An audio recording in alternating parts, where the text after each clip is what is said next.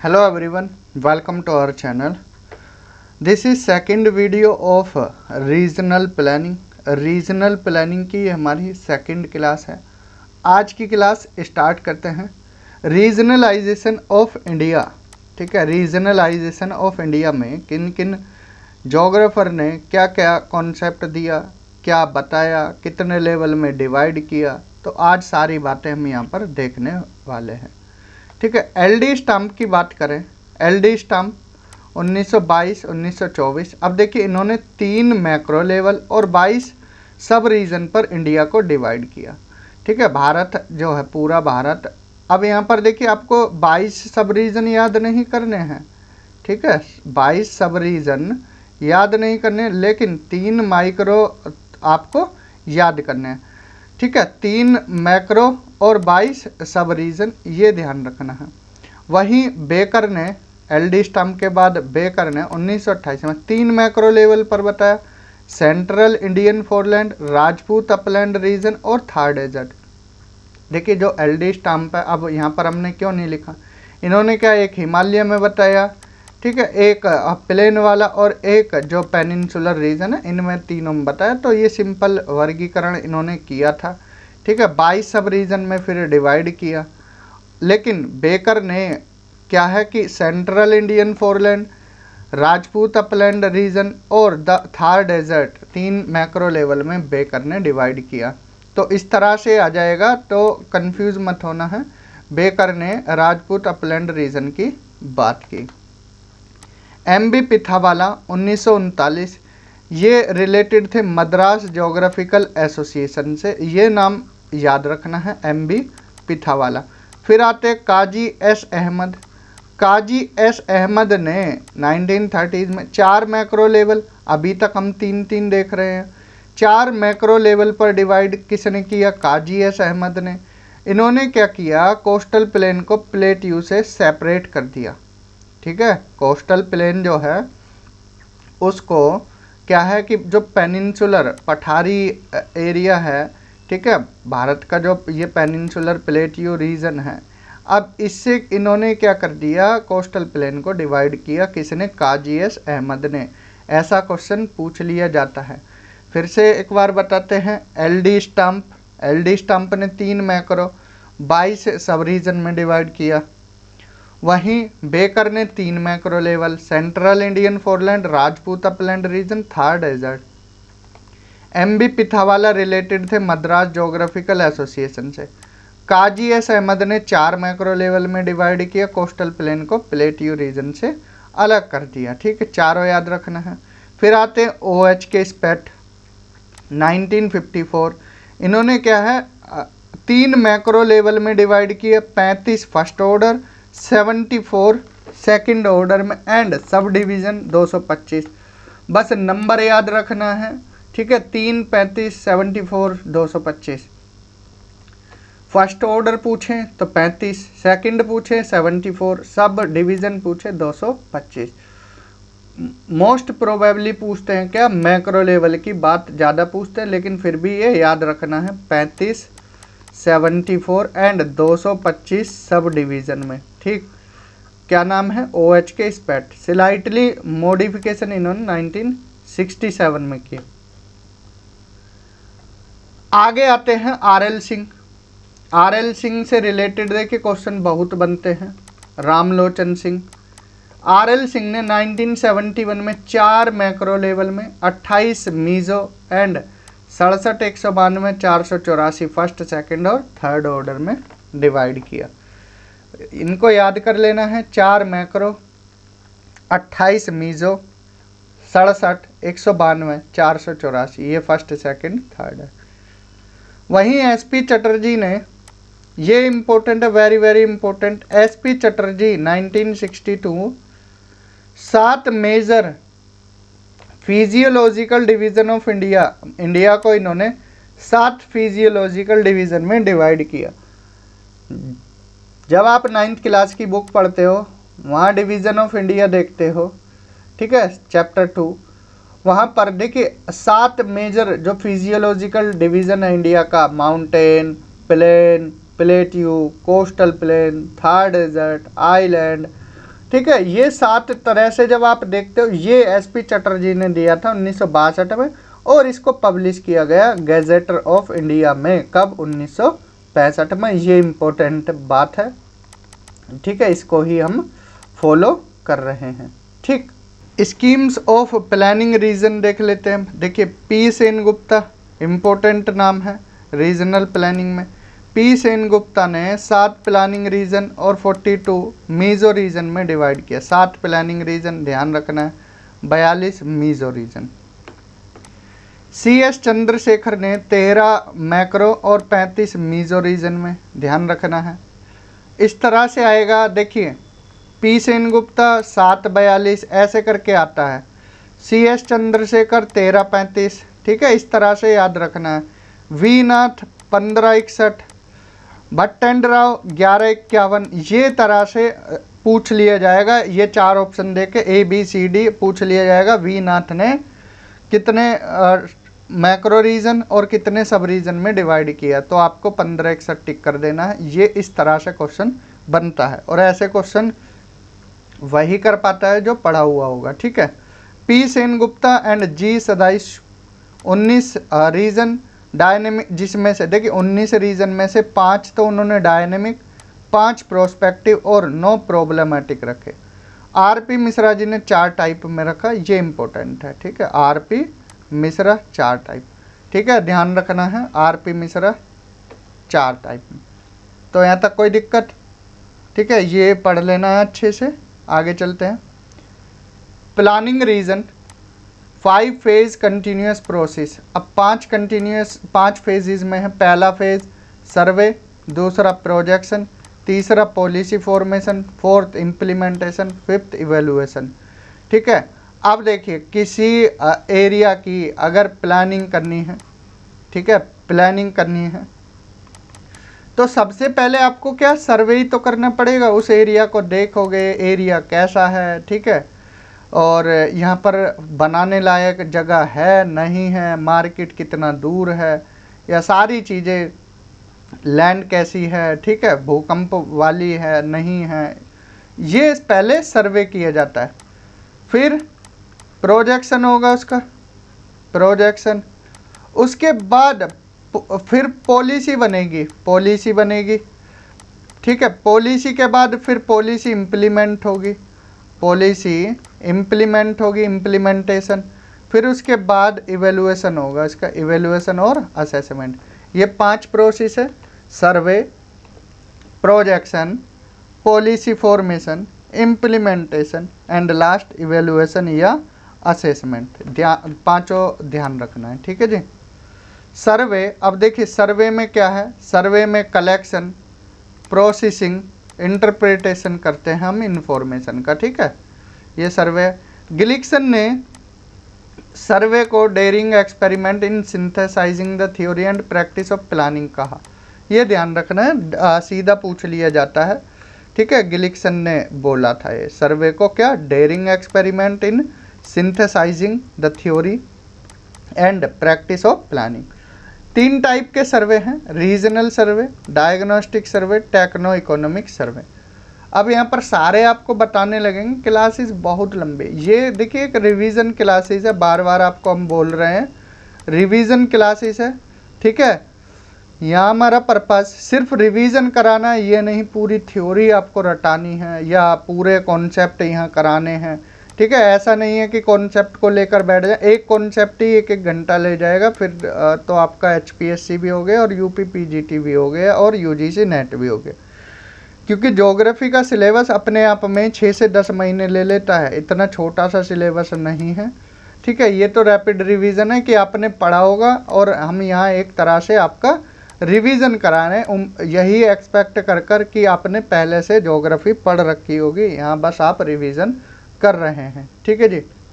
Subject matter of regional survey, place, folk, work, ये Patrick Geddes है। देखिए place, फोक और वर्क, और लीपले ने क्या बताया था, लीपले ने प्लेस, फोक और फैमिली, सॉरी प्लेस, वर्क और फैमिली बताया था, और इन्होंने फैमिली की जगह फोक रख दिया था, पैट्रिक गैडिसन ने, ये ध्यान रखना है। पैट्रिक गेडिस के बाद ग्लिक्सन ने भी योगदान किया इसमें, ठीक है। Patrick Geddes notation of life book याद रखना है, ठीक है, इंपॉर्टेंट है। यहाँ तक कोई दिक्कत? रीजनल डेवलपमेंट की डिफाइन याद रखना है। The process of development in the context of regional planning refers to the quality of functioning of a regional system. ये रीजनल डेवलपमेंट की डिफाइन है, देख लेना। The development process in any region is the function of the interplay of 5 basic factors होते हैं। अब देखिए, development process किसी भी रीजन की 5 बेसिक फैक्टर पर डिवाइड है। एक तो फिजिकल रिसोर्सेज, फिजिकल में अब देखिए एरिया कैसा है, मीन्स वहाँ रिवर निकल रही है या नहीं, ठीक है, माउंटेन है, ठीक है, वैली है, ठीक है, उस हिसाब से ही रीजन जो किसी रीजन का हम क्या करते हैं, प्लानिंग करते हैं। तो जो 5 बेसिक फैक्टर्स पर वो क्या है, बेस्ड रहता है। पहला फिजिकल रिसोर्स, दूसरा डिग्री ऑफ टेक्नोलॉजिकल एडवांसमेंट, तीसरा social structure, economic setup and polity. ये ध्यान रखना है। Development process in any region is the function of the interplay of 5 basic factors, ठीक है। ये 5 फैक्टर एक बार देख लेना है, पूछ लिया जाता है। इंडेक्स ऑफ ईच इंडिकेटर अब कैसे निकालते हैं, actual value minus minimum value upon में maximum value minus minimum value, ठीक। HDI निकालने का फॉर्मूला है sum of indices of all the indicators upon number of indicators use. 3 indicator हैं, adult literacy, life expectancy, per capita income, यही पूछा जाता है, ठीक है। HDI निकालने का फॉर्मूला, ठीक है, इन तीनों पर बेस्ड रहता है, adult literacy, life expectancy and पर कैपिटा इनकम। डेप्रीवेशन स्कोर निकालना है तो maximum minus specific, maximum minus minimum. तो डेवलपमेंट इंडेक्स का फॉर्मूला 1 माइनस डेप्रीवेशन इंडेक्स। ये डेप्रीवेशन निकाल कर 1 से माइनस कर दीजिए, डेवलपमेंट इंडेक्स निकल कर आ जाएगा, ध्यान रखना है। HDI याद रखना है, 3 इंडिकेटर हैं, ठीक है। HDR हमने आपको कराई थी, ह्यूमन डेवलपमेंट रिपोर्ट, ठीक है, ये भी प्रीवियस क्लासेज में देख लेना है, ठीक है, आपको करा चुके थे। Non spatial models, non spatial models में अब देखिए किस किस के मॉडल हैं। एक तो रोस्टोव का मॉडल है, ठीक है, जो किसी स्थान विशेष से संबंधित नहीं है। स्पेशियल मॉडल वो जो किसी स्थान विशेष से संबंध रखते हैं। तो नॉन स्पेशियल में रोस्टोव का, circular causation model Gunnar Myrdal का। अब देखिए गुन्नार मिर्दाल का ध्यान रखना, सर्कुलर कोसेशन मॉडल है, कम्युलेटिव कोसेशन मॉडल आएगा स्पेशियल में, ठीक है, ध्यान रखना है दोनों में। क्या है, रोस्टोव का मॉडल नॉन स्पेशियल है and circular causation model Gunnar Myrdal का नॉन स्पेशियल। स्पेशियल में cumulative causation model Gunnar Myrdal का। Polarisation and trickle down effect Hirschman का, हेर्समैन भी बोल सकते हैं इसको। मेट्रोपोलिस सैटेलाइट ये गुंडेर फ्रैंक, ठीक है, metropolis satellite Gunder Frank. Central या core periphery model Friedmann and growth pole theory वाला ग्रोथ पोल मॉडल पेरू, ठीक है, ग्रोथ पोल पेरू। यहाँ तक क्लियर, ठीक है। ओवेन ने क्या बोला, mobility and development are strongly correlated. जो मोबिलिटी और डेवलपमेंट है एक दूसरे से कोरिलेट है, ये ओवन ने बोला। ऐसे स्टेटमेंट पूछ लिए जाते हैं। रोस्टोव ने क्या बोला, railways to be most powerful single indicator of the take off stage, ठीक है। 4 स्टेज बताई थी रोस्टोव ने, 4 या 5 बताई थी, ठीक है, देख लेना है 4 है या 5 है। तो उसमें टेक ऑफ स्टेज में रेलवे को उन्होंने सबसे पावरफुल इंडिकेटर बताया है, ठीक। टर्नबर्थ ने क्या है, implication of environment change, environment change के बारे में बताया, implications of environment change and diagrammatically model of impact of green house gases. अब इन्होंने देखिए ग्रीन हाउस गैसेज का क्या इम्पैक्ट है उसे डायग्राम के हेल्प से समझाया, किसने, टर्नबर्थ ने 1999 में, ठीक है, ये ऐसे फैक्ट्स हैं जो बुक से निकाल कर आपको यहाँ पर दिए हैं, डायरेक्ट आपको किसी भी कहीं नहीं मिलेंगे, बुक से निकाल कर यहाँ आपको बता रहे हैं। Water footprint size are dependable index of consumption of water in all kind of production. ठीक है, ये वाटर फुटप्रिंट साइज है, ठीक है, कितना कंजप्शन हो रहा है पानी का, ठीक है, किसी प्रोडक्शन में। ठीक, AQI की बात करें, एयर क्वालिटी इंडेक्स है, AQI air quality index has been developed by population control board of India and IIT Kanpur. अब टोटल 6 कैटेगरी हैं इसमें, ठीक है। अब कौन कौन सी गैस होती है, CO, SO2, NH3, PB, O3, PB मतलब lead, O3, NO2, PM2.5, PM10। एक इम्पोर्टेंट बात है, AQI में CO2 नहीं है, ध्यान रखना है, AQI में CO2 नहीं है, ये ध्यान रखने वाली बात है, ठीक है। कंफ्यूज हो जाते हैं, CO2 ऑप्शन में आ गया तो इसको गलत ही कर ले जाते हैं, ठीक है। फर्स्ट में 1 से 50 गुड है AQI, 51 से 100 सेटिस्फैक्ट्री, थर्ड 101 से 200 पार्शियली पोल्यूटेड, 201 से 300 बैड, पाँचवा 301 से 400 वेरी बैड, एंड छठा 401 से 500 डेंजरस है, ठीक है। ये AQI याद रखना है, ठीक है, ध्यान रखना है, इम्पोर्टेंट है, कोई सा भी पूछ सकते हैं यहाँ से। Planning for education 1960 UNESCO model Asian model start किया था, यूनेस्को का मॉडल है एशियन मॉडल, ठीक है। एजुकेशन के लिए प्लानिंग 1960s में हुई थी। Latin, nothing that is human is align to development planning and nothing is development planning is align to human nature. ये लाइन किसकी है, लैटिन की है, बस ध्यान रखना है, इसको ज़्यादा रट्टा लगाना नहीं है, बस आपको पता होना चाहिए, एग्जाम में क्लिक कर जाना चाहिए। टेनेसी वैली अथॉरिटी TVA, ये USA में है। Franklin D Roosevelt signed the act on the 18 मई 1933 को साइन किया था, ठीक है, ये ध्यान रखना। नॉरिस डैम कहाँ है, USA में, तो टेनेसी वैली अथॉरिटी याद रखना है, रूजवेल्ट, ठीक है, रूजवेल्ट और USA, Tennessee valley authority USA में, ठीक है। दामोदर वैली कॉरपोरेशन DVC पूछा जाता है क्वेश्चन, पार्शियली सक्सीड रहा। Damodar valley project was instituted इन 1948 में, आज़ादी के बाद। दामोदर और बाराकार रिवर पर है, 131.71 करोड़ का प्रोजेक्ट। रिवर ऑफ द सोरो बोलते हैं दामोदर को वेस्ट बंगाल में, ठीक है, river of sorrow in West Bengal Damodar. Damodar valley project पर 7 बांध हैं, कौन कौन से, मैथोन, तिलैया, बालपहाड़ी, ठीक है, ये बाराकार रिवर पर हैं। परहेट हिल, अय्यर दामोदर पर। कोनार और बोकारो ये अलग रिवर पर है, ठीक है, ये ध्यान रखना है। NCR प्लान ये 3 नवंबर 1988 को अप्रूव किया गया NCRPB के द्वारा, ठीक।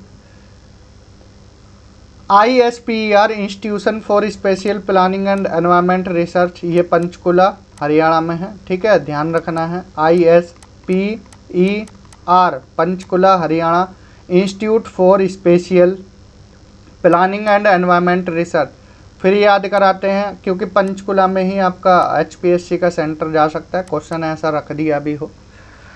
ISPER institute for special planning and environment research, कहाँ, पंचकुला हरियाणा, ठीक।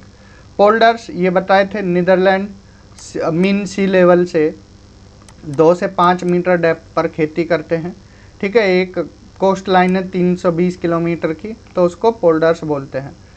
जेन क्लोड डाइक और एम्बार्कमेंट से, ठीक है। Rotterdam was ranked as second largest port of the world after New York. दुनिया का सेकंड लार्जेस्ट पोर्ट रोटरडम है, पहले पर न्यूयॉर्क है। वैली ऑफ जजरील पूछा जाता है, कहाँ है, इजराइल में। Jordan river, Afula town. Planning of Jezreel valley 1948 से 52। Israel vision 2020, we shall clothe the land in concrete robes, ठीक है, ये इजराइल का विजन था 2020 का, ठीक है।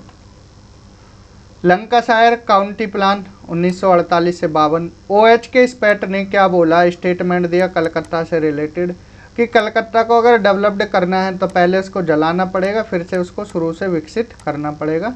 किसकी लाइन है, OH के स्पैट की। ठीक, ऐसे क्वेश्चन आ जाते हैं, OH के स्पैट। ठीक, स्वोट एनालिसिस, स्वोट की फुल फॉर्म याद रखना, स्वोट की strength, weakness, opportunity, threat. Brain storming क्या है, ये पहली बार ओसबॉर्न ने क्या है इसका यूज़ किया, बुक अप्लाइड इमेजिनेशन 1953, ये याद रखना है। Brain storming Osborne. Golden ratio, harmony between nature और ह्यूमन डिज़ाइन।